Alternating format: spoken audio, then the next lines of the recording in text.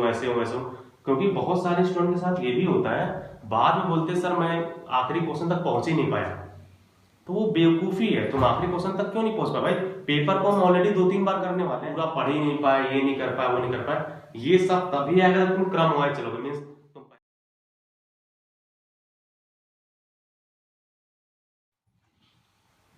Okay. Hello everyone.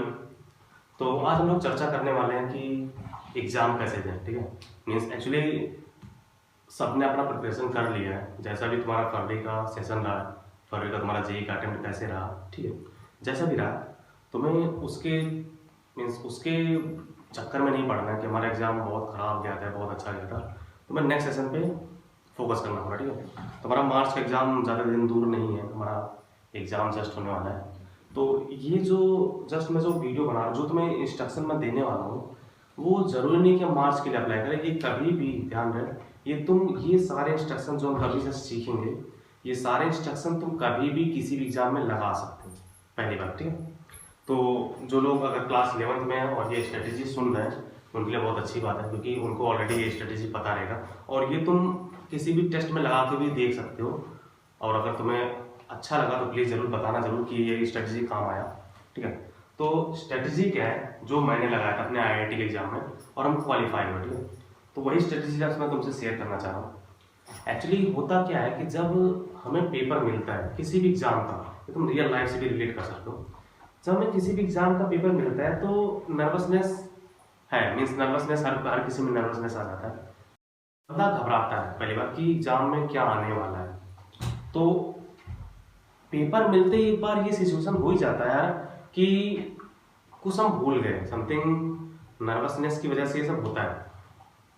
आम सी बात है, मीन्स ये कोई नया नहीं है कि तुम्हारे साथ अकेला हो रहा है, लेकिन इसको कंट्रोल करने हमें आना चाहिए। ध्यान रहे, जिस चीज़ का तुम प्रिपरेशन कर रहे हो, तुम IIT का प्रिपरेशन कर रहे हो, जिसको अब हम जेईई एडवांस बोलते हैं, ये एग्ज़ाम हमारा सिलेक्शन का नहीं है। पहले इस बात को समझो। ये प्रिपरेशन जिसका तुम कर रहे हो, जिस एग्जाम का तुम प्रिपरेशन करने वाले हो, ये सिलेक्शन का एग्जाम कभी था ही नहीं। ये एग्जाम है एलिमिनेशन का। ठीक है, मीन्स उनको टॉप के बच्चे चाहिए।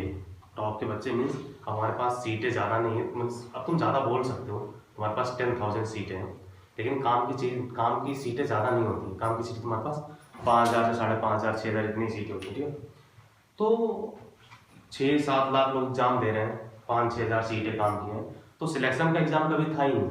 ये हमारा है एलिमिनेशन का। ठीक है, अब कैसे हम अपने आप को एलिमिनेट होने से बचाएं, हमें एग्जैक्टली फोकस यहीं पे करना है। उल्टा सोचो, उल्टा काम बनेगा। मीन्स अगर तुम किसी भी चीज़ का लूप होल जानते हो तो उस लूप होल में घुसने की कोशिश करो, क्योंकि अपन नॉलेज के साथ तुम्हारे पास कॉमन सेंस होना भी बहुत ज़रूरी है। तो हम उसकी बात कर रहे हैं। ठीक है, ओके। पहला हम इसको 2-3 पार्ट में सीखने वाले हैं। फर्स्ट पार्ट ये कि अगर तुम्हारे पास नॉलेज है तो उस नॉलेज का यूज कैसे करना, ये तुमने पढ़ के सीख लिया है। कि तुमने मान लो तुम मैथ्स में क्वाड्रेटिक क्वेश्चन पढ़ रहे हो, तुम्हें क्वाड्रेटिक क्वेश्चन के सारे कॉन्सेप्ट तुम्हें पता है, सब कुछ पता है। ठीक है, तुमने प्रैक्टिस किया है तो तुम्हें उसका आइडिया भी किस क्वेश्चन में कितना टाइम लगने वाला है। ठीक है, लेकिन अगर तुम्हें कुछ ऑब्जेक्टिव तरीके तुम्हें आ जाए तो अपना स्पीड बढ़ सकता है। ये हमारा दूसरा तरीका है। मीन्स ये एग्जाम देने के तरीके में दूसरा पार्ट आएगा कि एग्जाम दें कैसे।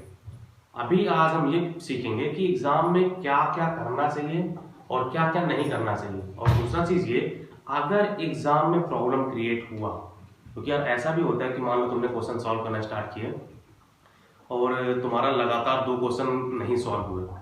एग्जाम पॉइंट ऑफ व्यू से सोचो, बंदा एग्जाम में बैठा हुआ है, उसने पहला क्वेश्चन पढ़ा, उसको नहीं आ रहा है, दूसरा पढ़ा नहीं आ रहा है। इस टाइम में जो उसके दिमाग में चलता है वो बहुत ही खतरनाक हो जाता है। उसमें ये होता है कि यार मेरे को तो आ ही नहीं रहा, मेरे को तो आ ही नहीं रहा, मैंने 2 साल पढ़ाई किया, इतना किया, बहुत सारी चीजें अपने आप को वो कोसने लगता है कि यार ये तो गड़बड़ हो गया। ठीक है, उससे कैसे बचे। ठीक है, पहली बात हम ये सब डिस्कस करने वाले आज।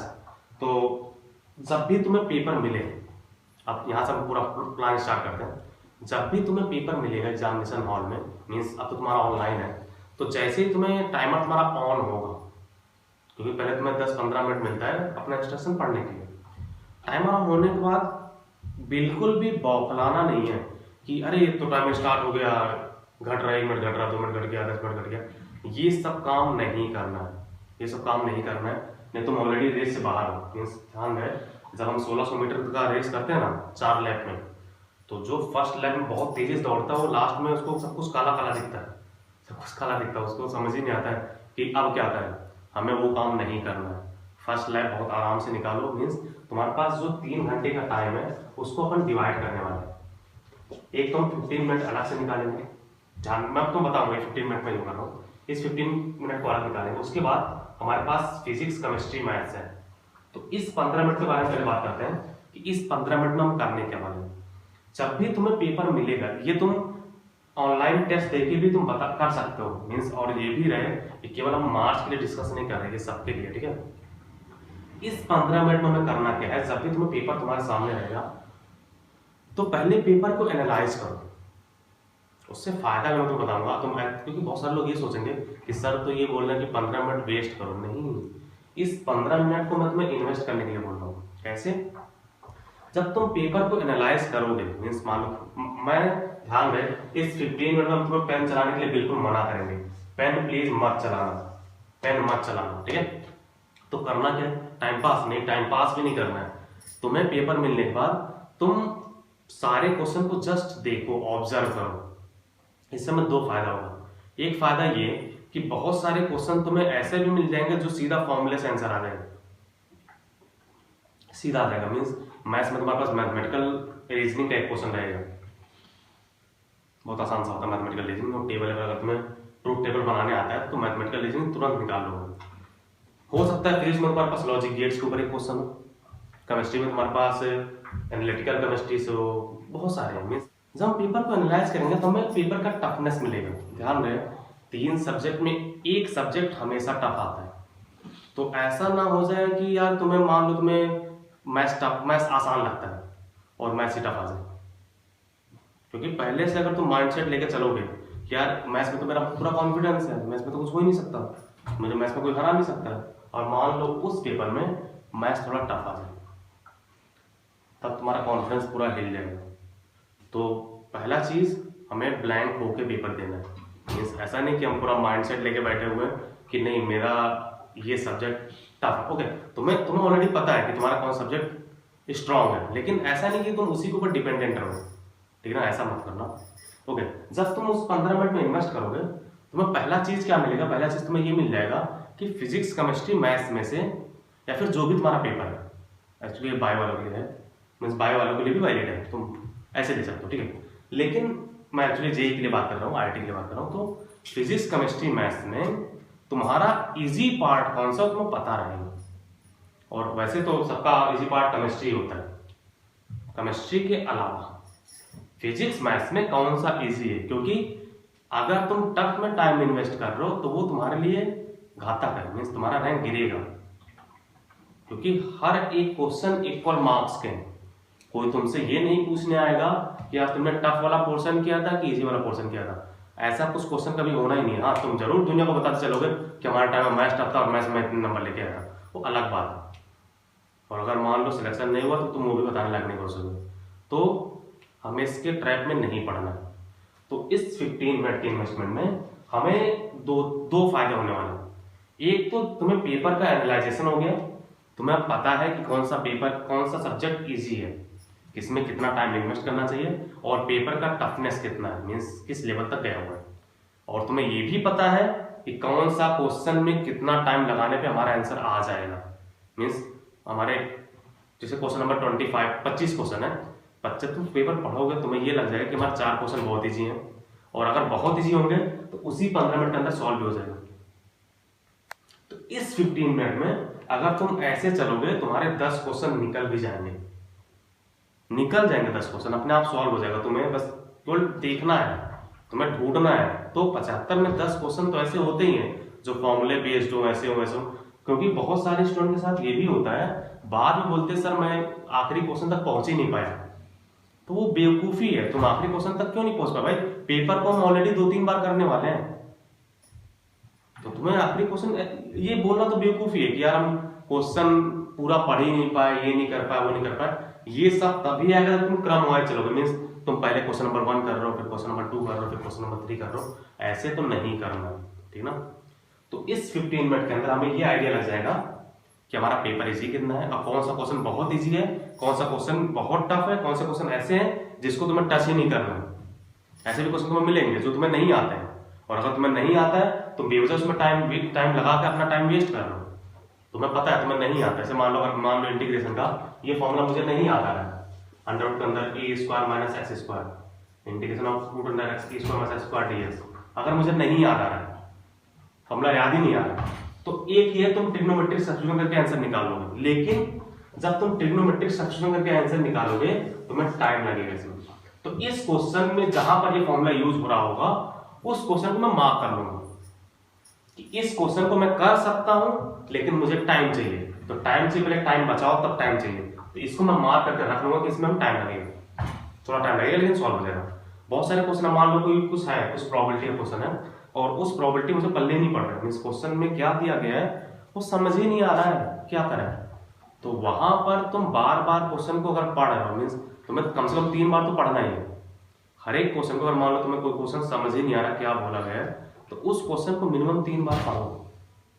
अगर तुम्हारे पास चौथे बार पढ़ने का और तुम्हें समझ में आ गया कि क्या लिखा गया है, तो वो क्वेश्चन तुम्हारे लिए बना हुआ है। और अगर मान लो तुम 3 बार पढ़े तुम्हें कुछ समझ ही नहीं आ रहा, पल्ले नहीं पड़ रहा है, तो वो क्वेश्चन तुम्हारे लिए नहीं है, मीन्स तुम उस लेवल तक तुम सोच ही नहीं पा रहे हो, तो प्लीज उस क्वेश्चन को ड्रॉप कर देना, टाइम बर्बाद मत करना, क्योंकि एग्जामिनेशन एलिमिनेशन का है, तुम्हारा एग्जाम सिलेक्शन का कभी था ही नहीं। अगर तुम उसमें टाइम बर्बाद करोगे तुम एलिमिनेट हो जाओगे। तो उस क्वेश्चन को मार्क कर लो जिसपे टाइम बर्बाद नहीं करना है, उसको बाहर करो, क्योंकि तुम्हारे पास और भी 89 क्वेश्चन है। अगर 90 क्वेश्चन है तो एक गायब हुआ, 89 क्वेश्चन सब होगा, और ठीक ना 75 करना है। अब तो ऐसा सीन हो गया। तो ये हमारा हुआ 15 मिनट का सीन। इसमें हमें कम से कम 10 क्वेश्चन मिल भी जाएगा, कौन सा इजी है, 10 क्वेश्चन सॉल्व हो गया, मतलब तुम्हारे 40 नंबर बन गया 15 मिनट के अंदर। इससे बेटर तुम्हें स्पीड नहीं मिलने वाला कि 15 मिनट में अगर तुम 40 नंबर ले लिए तो ये बहुत अच्छा स्पीड है। 10 क्वेश्चन बोल लो 15 मिनट के अंदर, बहुत अच्छा स्पीड है, ठीक है। ओके, अब जो नेक्स्ट हमारा 30 मिनट होगा, उस 30 मिनट में केमिस्ट्री को निपटाओ। ओके, बहुत सारे लोग अब इस पे डिबेट करेंगे कि सर केमिस्ट्री में और टाइम चाहिए, लेकिन ट्राई करो 30 मिनट के अंदर निपटाओ। इस फिजिकल के अलावा मैक्सिमम ऑर्गेनिक और इनऑर्गेनिक आइदर तुम्हें पता होता है या तो नहीं पता होता है। इसमें तुम कुछ कर नहीं सकता। अगर किसी भी सब्सटेंस का कलर पूछ लिया, कलर कोई भी तरीका निकाल के तुम ये नहीं बता सकते रेड कलर होने वाला है। हाँ, तुम ये बता सकते हो कि कलर होगा डायमैग्नेटिक पैरामैग्नेटिक से हिसाब से तुम बता सकते हो कि कलर होगा, लेकिन कौन सा कलर होगा वो तुम्हें याद करना है। तो केमिस्ट्री को 30 मिनट के अंदर राउंड अप करो। ओके, जरूरी नहीं कि तुम्हारे 30 मिनट के अंदर सारे क्वेश्चन सॉल्व हो जाएंगे, मैं ऐसा कुछ नहीं कर रहा हूं, लेकिन जो फर्स्ट है मीन्स अब ये तुम्हारे पास 2 घंटा 45 मिनट बचा हुआ, 2 घंटा 45 मिनट के अंदर हम पेपर को 3 बार देखने वाले हैं। पॉसिबल नहीं है लेकिन 2 बार हो सकता है, 3 बार देखना पॉसिबल नहीं, 2 बार हो सकता है। तो अपन स्पीड में केमिस्ट्री को 30 मिनट के अंदर निपटाएंगे। स्पीड में मीन्स तुम्हें या तो पता है तो नहीं पता, इस तरह वाले सीन से। और फिजिकल में तुमने क्वेश्चन तो मार्क कर ही लिया है इस 15 मिनट के अंदर ही कि तुम्हारा कौन सा क्वेश्चन बहुत टफ है, इसको टाइम लगेगा। अगर टाइम लग रहा है तो उस क्वेश्चन को अभी नहीं करेंगे, फर्स्ट राउंड में हम केवल मॉडरेट क्वेश्चन करेंगे। इजी वाला तुमने ऑलरेडी कर लिया है, और इजी और मॉडरेट तुम दोनों बोलो ज्यादा बेटर है। इस 1 घंटा 45 मिनट वाला जो हमारा स्लॉट है, इसके से 1.5 घंटे में हम केवल 2 टाइप क्वेश्चन करने वाले हैं, या तो वो इजी होगा या फिर मॉडरेट होगा। और तुम्हें पता है ऑलरेडी कौन सा बहुत टफ, जो तुम्हारे सब पल्ले नहीं पड़ रहा है तुम्हारे रिस्पेक्ट में वो क्वेश्चन टफ है, और टफ है तो उसको नेक्स्ट सेशन में करेंगे, नेक्स्ट पार्ट में, ठीक है। तो केमिस्ट्री को 30 मिनट के अंदर निपटाओ, चाहे जैसे करो, क्योंकि नहीं कर पाओगे तो आगे फिजिक्स और मैथ्स में टाइम चाहिए, और वो टाइम हम केमिस्ट्री से निकाल रहे हैं। नेक्स्ट पार्ट तुमने डिसाइड कर रखा है कि उस पेपर का तुम्हें फिजिक्स आसान लग रहा है कि मैथ्स आसान लग रहा है, क्योंकि उस 15 मिनट के अंदर हमने चेक किया हमें कौन सा आसान लग रहा है। अब अगर तुम्हें मैथ्स आसान लग रहा है तो प्लीज पहले मैथ्स करो, अगर तुम्हें मैथ्स आसान है तो पहले मैथ्स करो, अगर फिजिक्स आसान लग रहा है तो पहले फिजिक्स करो, लेकिन 45 मिनट से ज्यादा मत देना। अगर तुम्हें पहले मैथ्स आसान लग रहा है तो मैथ्स करो, मैक्सिमम से मैक्सिमम 45 मिनट, इससे आगे मत देना, क्योंकि अगर इससे आगे तुम दिए तुम अपना टाइम बर्बाद कर गए, नहीं तो तुम 2 बार पेपर नहीं देख पाओगे।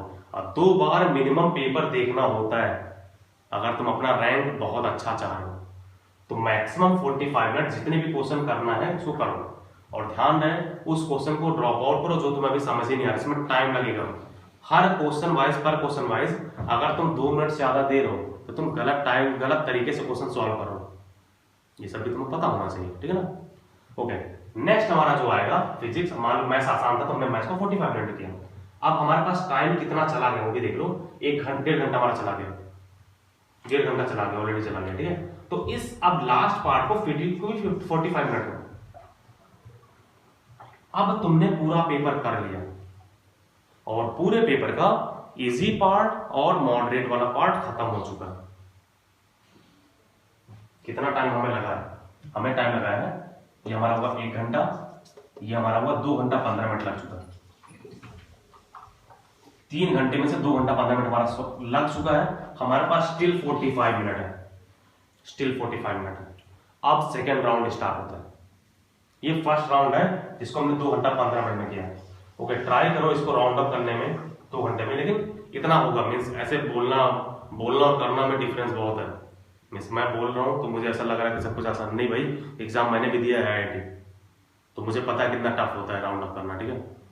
तो तुम्हारे पास 2 घंटा 15 मिनट हमारा इन्वेस्ट हो चुका है और बिल्कुल परफेक्टली बैलेंस हुआ है। अब तुम्हारे पास केवल वो सारे क्वेश्चन है जो तुम्हें बिल्कुल समझ ही नहीं आते, या फिर तुम्हें मॉडरेट समझ के उसको तुमने टिक किया था लेकिन वो टफ निकल गया, ऐसे क्वेश्चन बचे ना। इजी वाला तो सॉल्व हो चुका ऑलरेडी।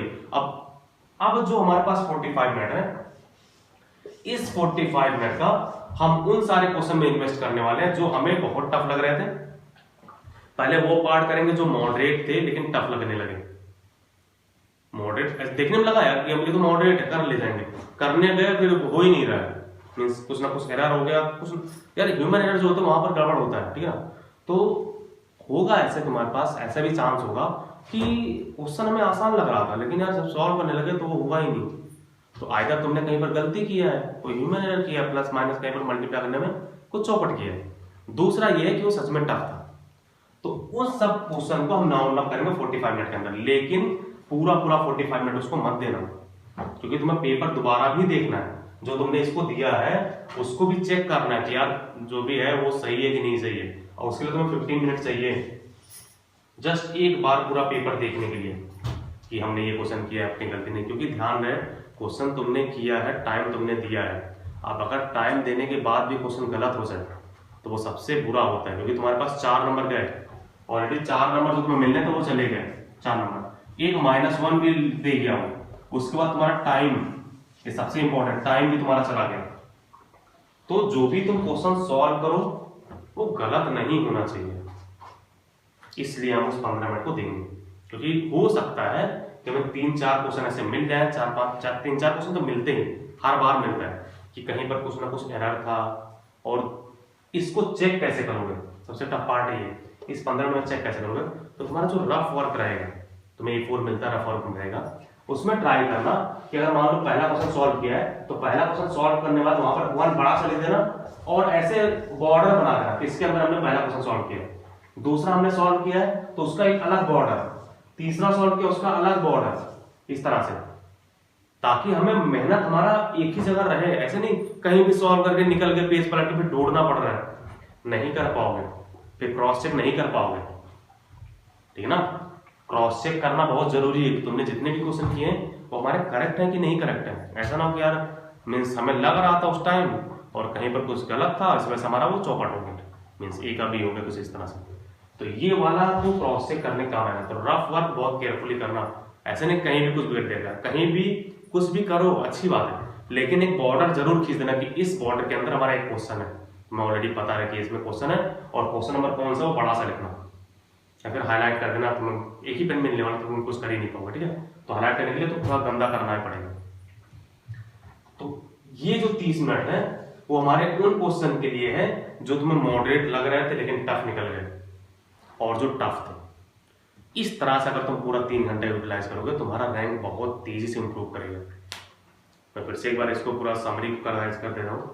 पेपर मिलते ही ब्लैंक होना लाजमी है। पहली बात, पेपर मिला समझ ही नहीं आया क्या हुआ, ये क्या हो गया हमारे साथ, कुछ पल्ले नहीं पड़ रहा, लाजमी है।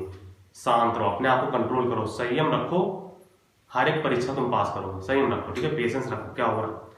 उसके बाद फर्स्ट 15 मिनट पेपर को एनालाइज करो कि पेपर में है क्या। मान लो पेपर बहुत टफ आ गया, इनकेस अगर पेपर बहुत टफ आ गया खुश हो जाओ, क्योंकि अब रेस में गधे बाहर है, रेस घोड़ों का है। IIT का एग्जाम तुम दे रहा है तो गधे तो ऑलरेडी बाहर चले गए, ठीक ना।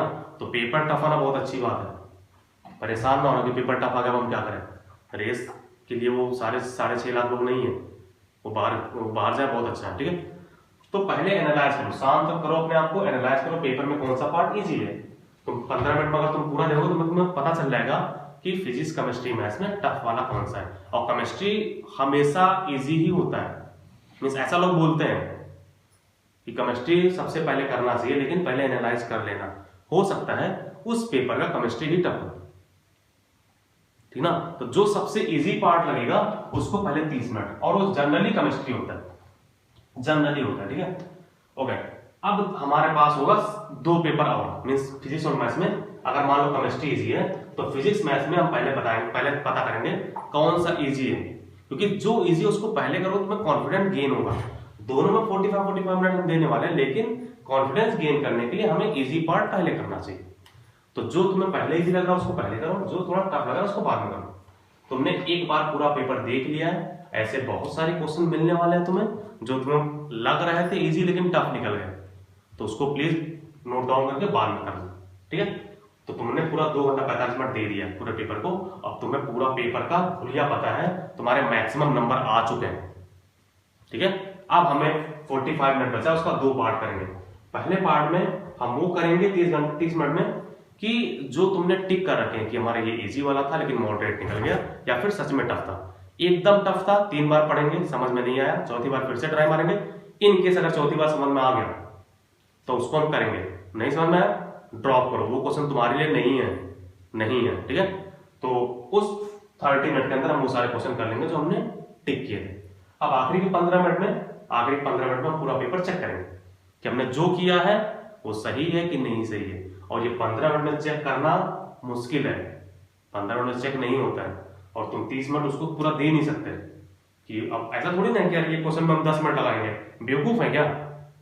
एक क्वेश्चन को 2 मिनट में से मिलता है, तो 3 मिनट से ज्यादा मत देना। अगर उसके बाद भी लग रहा है तो तुम आइदर गलत तरीके से कर रहे हो या फिर तुम्हें आता ही नहीं है, तुम बेवजह पेन चला रहे हो। तो अपने आप के साथ बेवकूफी मत करना, अपने आप को बेवकूफ ना बनाना कि हम कर सकते हो, घर पे कर सकते हैं, एग्जाम में हो तुम, ठीक है। तो एक क्वेश्चन ड्रॉप करने से कुछ होता नहीं। आइदर अगर तुम टॉपर, तुम्हारा AIR 1 है तो ये तुम्हारे लिए लेक्चर है ही नहीं, ये जो मैं बकबक कर रहा हूँ ये तुम्हारे लिए है ही नहीं अगर तुम AIR 1 वाले हो, ठीक है। ये वही लोग देख रहे हैं जो थोड़ा मॉडरेट है, तुम्हें पता है कि मेरा अब तक जितने भी नंबर आए हैं तुम्हें ऑलरेडी पता है कि 300 मेरे 200 आ रहा है, 150 आ रहा है, 120 आ रहा है, 80 आ रहा है, 10 नंबर आ रहा है, तुम्हें पता है तुम्हारा कमी कहाँ है, वो कमी हम तुम्हें बता रहे हैं। हो सकता है कि ये सारा जो मैं चीज बोल रहा हूँ इसके अंदर तुम लाई कर रहे हो, पॉसिबल है, ठीक ना।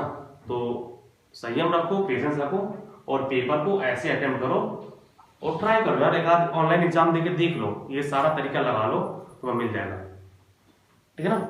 तो ये तुम्हारा हुआ कि एग्जाम दे कैसे। तो वो करें कि सब कुछ तुम समझ लो। तो अगर तुम्हें कोई भी प्लीज अगर प्रॉब्लम हुआ तो कमेंट में प्लीज बता देना कि ये हमारे लिए हेल्पफुल रहा, हेल्पफुल नहीं रहा, जो भी है, मीन्स इन्फॉर्म करना ताकि हम उसका कुछ इंप्रूवमेंट दे पाए। नेक्स्ट पार्ट में हम लोग थोड़ा ऑब्जेक्टिव तरीका पढ़ेंगे कि कैसे कैसे ऑब्जेक्टिव तरीका लगा के हम लोग क्वेश्चन निकाल सकते हैं, और कोई टफ चीज नहीं, ठीक है। तो यहाँ पर हम लोग रुकते हैं, थैंक यू।